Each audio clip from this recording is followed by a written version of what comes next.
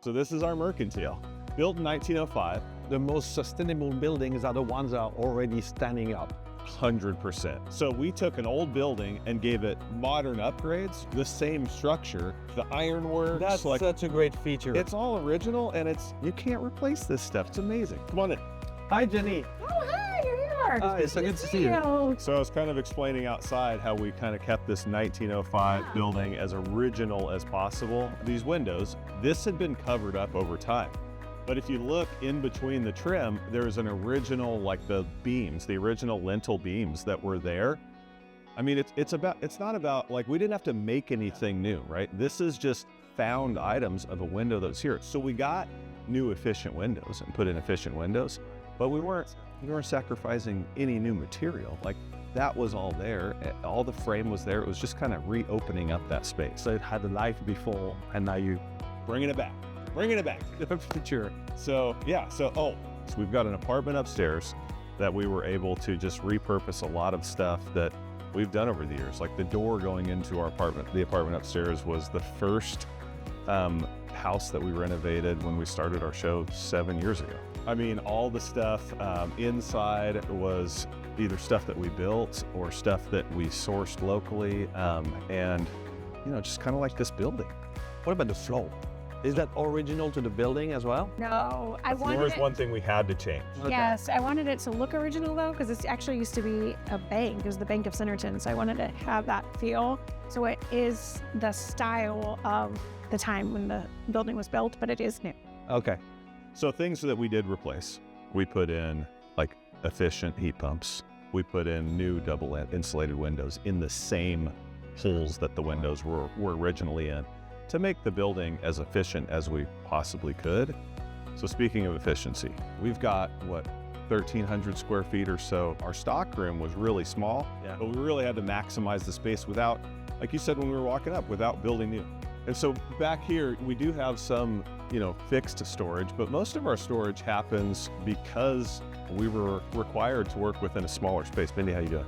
Good, thanks. So this is Mindy. She literally makes all the magic of this happen. So this is called the auto store. Basically these bins that Mindy keys in, everything is stored in that bin, and then as products sell up front, as they are ordered online, we are pulling and replenishing automatically with this machine and so basically these little guys, these little robots run all day. They dock themselves, they charge themselves, and our footprint is now basically 5 bays deep. Okay, so that's why you did it. It's to gain on space and not Space. Well, and I mean, it's space, it's efficiency. It's not about taking away workers, or because it just makes everyone more efficient. This was created in Norway, and it's basically in Europe where they don't have the space, but they can maximize the space that they have. So, it's just another efficiency that we were able to add to this building without having to be unsustainable and building on an entire new structure. to expand.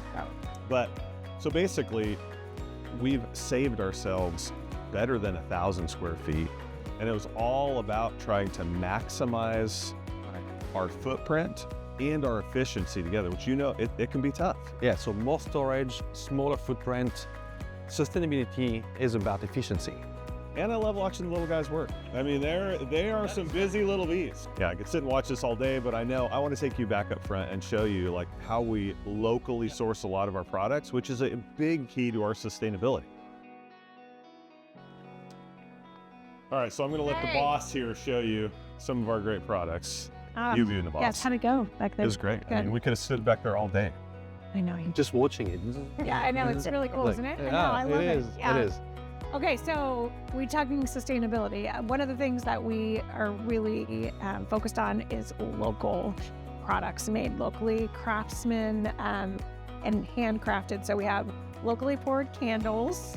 We also have candles that, once they're burned, you can actually use the glass as a drinking glass. It becomes a wine glass. Becomes a wine glass, I a usually drinking do glass. wine glass somewhere. I mean, Yes, we have the cutting boards that Dave and our boys make just out of scrap wood. Yeah, so these, nothing gets wasted. We take all the scraps, we plane them down, we turn them into boards. And I mean, it's kind of just about we don't have to ship this stuff in. It doesn't have to come in on a truck. It just comes from right around this area. Right. Locally and sustainable, like they go hand in hand. Yeah, because locally means less transportation, less packaging. 99% of the businesses here in North America are actually small businesses, right? So there's a lot that can be done by sourcing locally, benefiting the community and benefiting society as a whole, right? we try to use paper as much as we Yes. can. And you're not going to see much in here that isn't glass or wrapped in paper. Here you mix it up a little bit. There's a revival of antiques, right, in the US, and I love that. Actually, with my wife, we shop a lot into those antiques stores. But you mix it up with new, but really mindful with a focus on what's really local. Yes, exactly. Yes, and I love antiques. I've always loved them. I've always collected them. And so we know. Yeah, I know. I'm obsessed. But it's mostly all the things that we love, and antiques is one of those things. We have locally made pottery, and we know all of the, the artists and craftsmen that do this. This is Rainy Bray makes these for us. This is local coffee, Marc Bray actually. We have Allie's jam. It's just 3-ingredient jam. It's made here locally. Really, everything that we source, we know these people, we work with them, we've known them for a long time. It's all the things that we love here in our community. Keeping ingredients minimal, like the jam that only has 3 ingredients, the honey that's just honey. Those things are really important as well, and making sure that it's healthy and nutritious stuff that isn't using a lot of extra ingredients. Exactly. There's not a lot of chemicals in it. There's not a lot of shipping in it. There's nothing. It's something that's just natural. Yeah. And you can read, you see that on the labels as well. Oh, that's the great thing about this. The label is the 3 or 4 things right on top, and that's it. Yeah. So it's not And 100 different ingredients. And Allie actually makes a dandelion jam in the spring. She comes to our farm and we send the kids out and we all just go pick dandelions, and then she makes it into jam for the store. So it's really, dandelions. It's really a sweet. bunch of weeds out where you are. Yes. One tap. Yes. You could do that. Yes. It's amazing. It kind of tastes like honey almost, like that kind of taste of honey. Yeah. It's good. Yeah.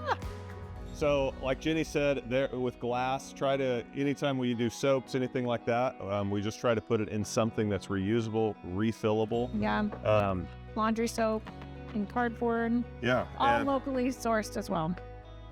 So yeah, this is kind of, from the new stuff that you have to replace, to an old olive jar that's 100 years old that you can just repurpose. What is your favorite product that you have here? That's hard. It's so hard. That's a trick He question. loves everything. I do. I love I do love our Turkish rugs. I do love rugs. I always have them. I use them in every project. But what's nice about these rugs is that a lot of these, you can use in your bathroom. And this is actually made out of the scraps of a larger rug. So now we call these the little ruggies. But that you can put in front of your tub, for example. But this is actually a scrap of another larger That was a giant rug that had a big rip. And instead of getting thrown in a landfill, it was made into a rug. Or it was made into a pillow, or it was made into something else that can then be repurposed. And I think it's these are probably my favorite because they just make a statement in any room. I love them. Yes. I agree. But I also do love. My favorite might be your favorite. It's coffee. Hang on, I have a little something for you. Oh, you shouldn't. A little gift for you and Heather. Take home. So what do you think of our store? Pretty sustainable. It's nice, right? Yeah, you have a lot going on in this community.